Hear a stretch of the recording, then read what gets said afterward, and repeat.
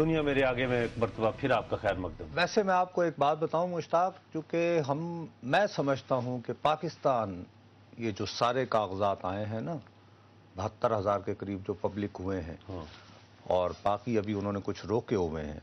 اس میں ہم collateral damage ہیں۔ اس کا جو مین ٹارگٹ ہے نا وہ یہ جو اینٹی وار لابی ہے، اور دیکھو اس سے پہلے واشنگٹن پوسٹ جو ہے 2 سال کی مسلسل تحقیق کے بعد اب سٹوریز کر رہا ہے کہ کیسے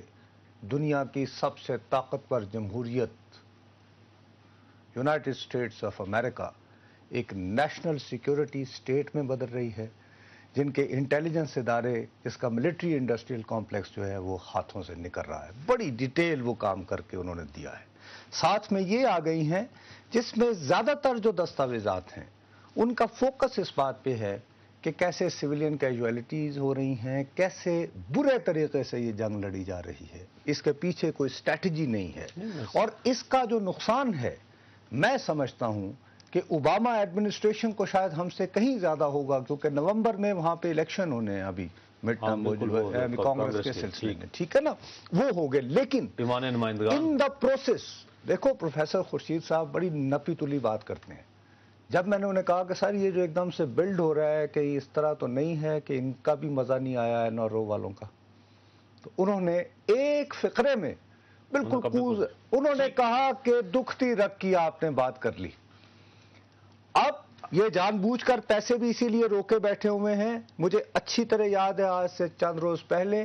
میں ایک مغربی سفارتکار کے ہاں موجود تھا جہاں پہ ایک بڑے اہم وزٹر آئے ہوئے تھے، اور وہاں پہ ایک ینگ سا لڑکا تھا، مجھے بار بار کہے کہ نصرت تمہارا کیا خیال ہے اس ملک میں اکتوبر میں تو مجھے لگ رہا ہے کہ بہت رائٹس ہوں گے، قیمتیں بہت بڑھ گئی ہوں گی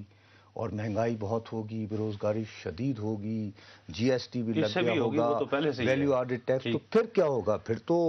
حکومت کو جانا پڑے گا اور پھر تو وہ نہ چاہتے ہوئے بھی آنا پڑے گا ان کو۔ اچھا وہ اتنی سنجیدگی سے بار بار کہے جائے، میں نے اپنی جان چھڑائی، میں نے یہ کہا جی میں تو نہیں، میں نے کہا کہ یہ بھائی میں تو اکنامک لٹریٹ ہوں، مجھے ان چیزوں کا پتہ نہیں ہے، لیکن میرا خیال ہے ہمارے لوگوں میں بڑا صبر ہے، مطلب میں اس کی لائن پر نہیں آیا،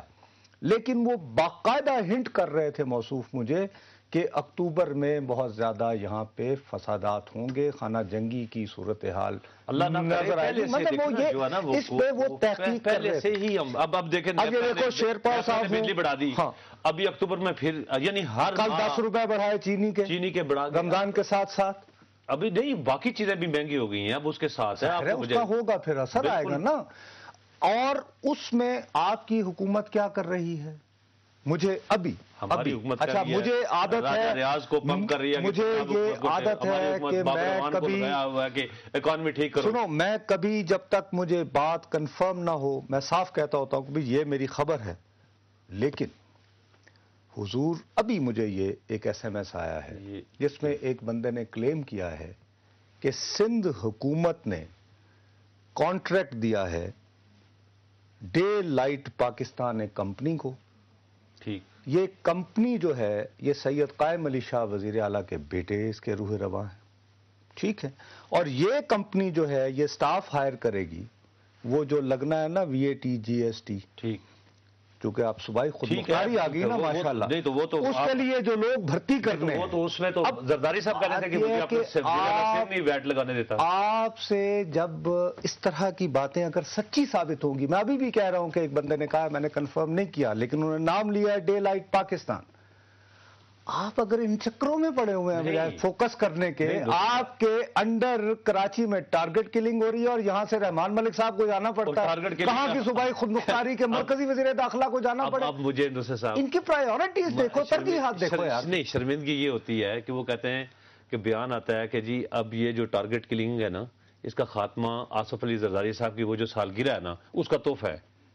اب یہ دیکھیں اس کا مطلب ہے کہ آپ یہ بتانا چاہ رہے ہیں کہ جس وقت آپ کے ہاتھ میں ہے، اور رحمان ملک صاحب کہتے ہیں کہ میں نے کہا مڈ نائٹ کے بعد آپریشن شروع کر دیں، اس کا مطلب ہے وہ جو 600 بندہ مرا ہے اس کا سر وزیر داخلہ کے ان کا خون ان کے سر پر ہے، وہ کیا کریں، ان کا کیا قصور ہے؟ دوسری طرف آج ہی وزیر داخلہ صاحب نے خود فرمایا، سینٹ پہ کھڑے ہو کے تقریر کی، میں نے خود سنا، لائیو چل رہی تھی ساری جگہوں پہ،